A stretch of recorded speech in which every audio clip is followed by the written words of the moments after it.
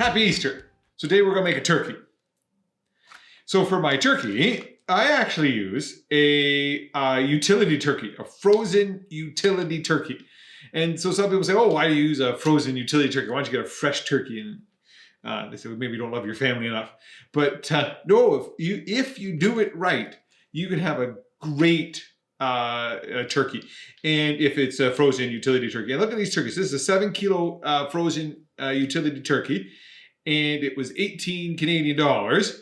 And the fresh turkeys are going at the store for this year for over $45.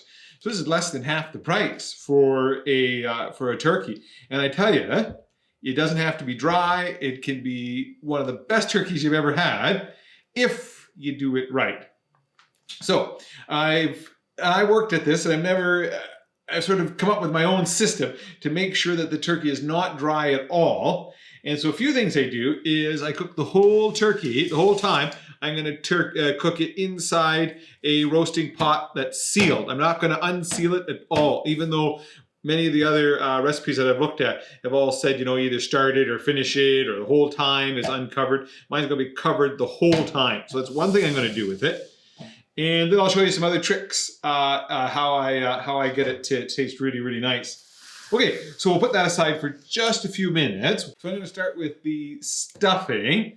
And I came up with my own stuffing recipe that everyone in the house loves. It's a mostly vegetable-based stuffing that combines peppers and carrots and onion with my homemade croutons. So if you don't know how to make these croutons, you could go to, I have another show, show you can watch to learn how to make the croutons.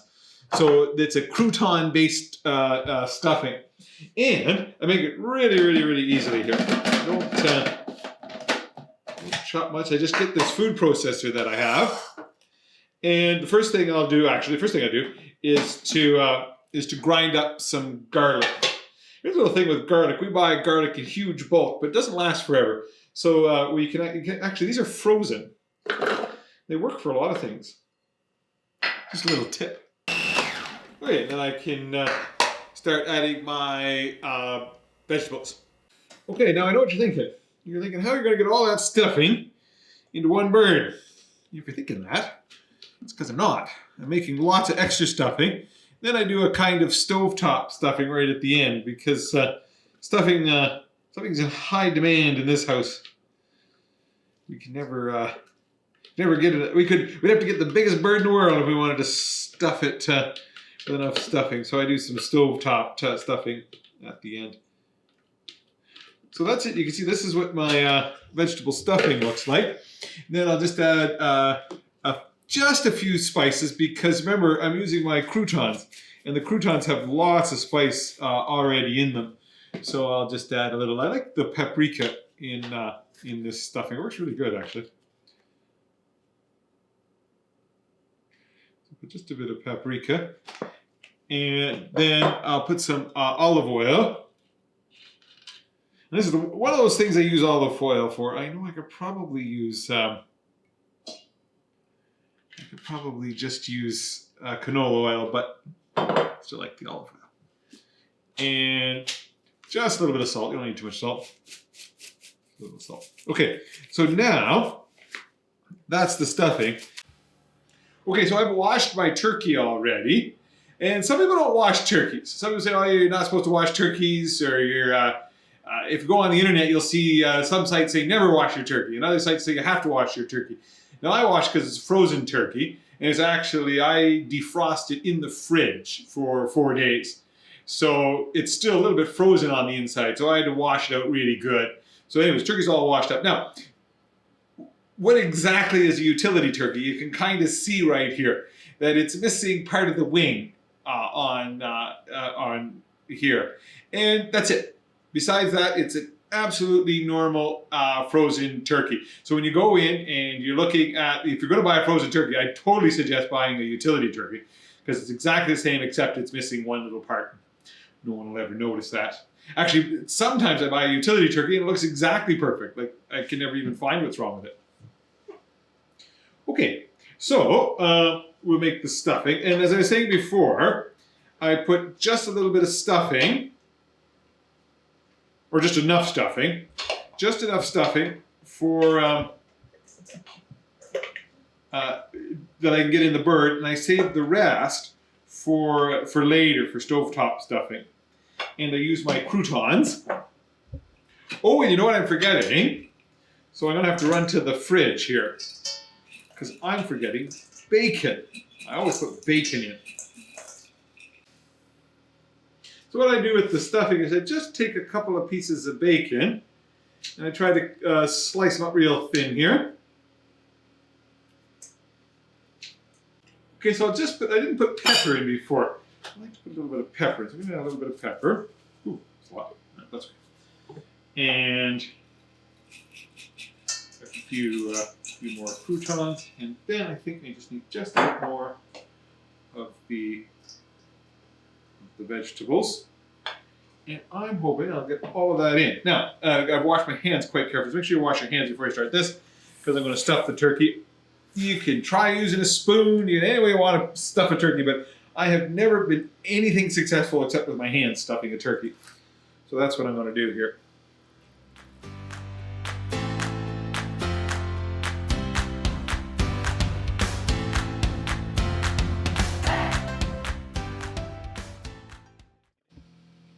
Okay, now that's all stuffed. I just like to put some seasoning on top. Plus, I'm going to show you a little trick here.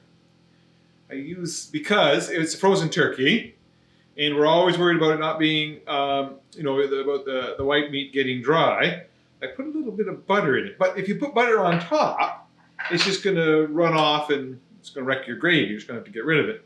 So what I do is I make a couple of incisions.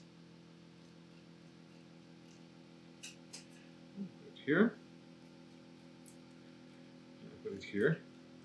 And the key with this one is to just put on as much butter as you're going to use, because once you've been doing this, you're going to have had raw turkey on your butter. So make sure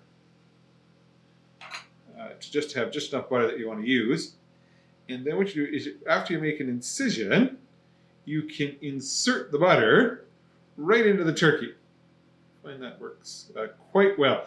And then what happens when you insert it like that, it's just going to drip all the way down. It's not going to, it's no longer going to get wasted. You just use your fingers too. I just and then I put the butter in. And I push it all down there. Okay, so we're almost ready. The next thing we have to do is to just put a few spices on the turkey. And again, this is spice to taste.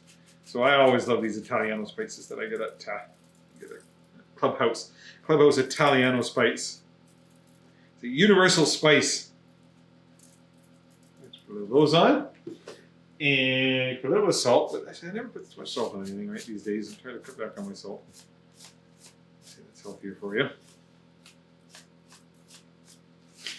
And black pepper. Just remember, wash your hands all the time while you're doing this, because, you're touching the turkey. So you put lots of paprika on if you like. There's no salt in paprika, so you could, you could be generous with that. Okay, so that's it. It's stuffed, and it's all in the pan. And we put a little bit of butter in the insides, and I put my spices on the outside.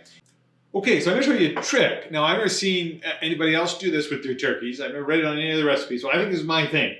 I put a bit of broth, some of this bouillon, into the bottom of the turkey. So you just have to use some very hot boiling water, and about a tablespoon of the bouillon in. And then you can use a fair amount of water, because I like to have water at the bottom.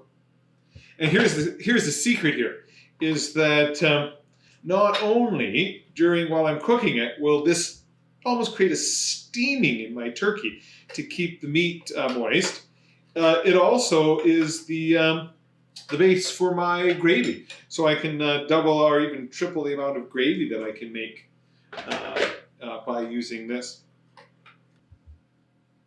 Okay, so we're just about there. So the next thing you want to do is insert your thermometer into your turkey. Now this is one built for my oven. If you don't have an oven one, you can buy one of these little thermometers, meat thermometers. And the key is to put it in a way that it goes all the way into the center of the meat. It goes all the way into the center of the meat. And I'll show you what I'm doing here. You see, I put it all the way in the center of the meat without touching any bone. And that's important because you go through the thigh without touching any bone, because then you'll know when your meat is actually done. You don't want to pull it out too early. And then, and it should just form just a little layer on the bottom. Remember, turkey's going to produce a lot of water gets produced from turkey. So if you put too much in, you can drown your turkey. So don't put too much in. Okay, so we're all ready. So what I do is I put the lid on, and that's it. I don't take the lid off until it's done. I know it's a very unusual way of doing it. A lot of people, they roast it with the covers off, or they start on, they come off. I just put the cover on, and that's it. In the oven. And carefully plug it in. Plug in the thermometer. Okay, so I'm going to, I've got it plugged in. I'm going to set the temperature, the finished temperature at 180 degrees Fahrenheit. So it's done at 180 degrees Fahrenheit. And I'm going to bake it at 350. So 350 degrees until it's finished. So it's going to take about 3.5 to 4 hours. But we're not worried so much about time. We're worried about internal temperature. And internal temperature, as I said, is about 180 degrees Fahrenheit is about the perfect internal temperature for a turkey. So we'll just let it sit there and cook.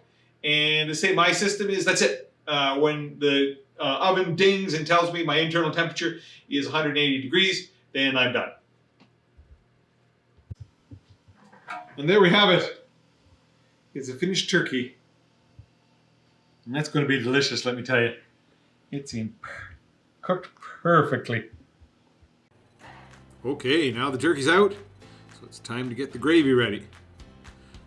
So the first thing I do is to strain the broth to get any chunks or anything that's in the broth out. So we strain it. Then you'll see there's a lot of oil that's left in the broth. So I try to pull all that oil out. Now, you don't need that much oil. Then I'll turn the gravy over to my wife, and she'll just add in the cornstarch. We add a little bit of cornstarch into the gravy and stir and stir and stir and stir until it's nice and smooth and thickens up just to the way you like it. Then it's time to carve the turkey. So there's no right way to carve a turkey. You just got to carve it up. We like to separate the white meat from the dark meat, so I'll put the white meat on one plate and the dark meat on another plate. Finally, it's time to make the stuffing. So the bird's quite full of stuffing, but as I say, I like to make my own stovetop stuffing. So I use a little bit of the gravy, the leftovers from the gravy, and I add that in and fry it together. And then I take all the other stuffing that was in the turkey and I add it into the ingredients, and that makes for a fair amount of stuffing. So get that all mixed in and just let it simmer there for a little while. And you can see my gravy just simmering there as well. Add just a bit of the oil that I took out of the turkey into the stuffing, and that gives it a nice flavor and texture. And that is Easter dinner, all served. Enjoy. Happy Easter.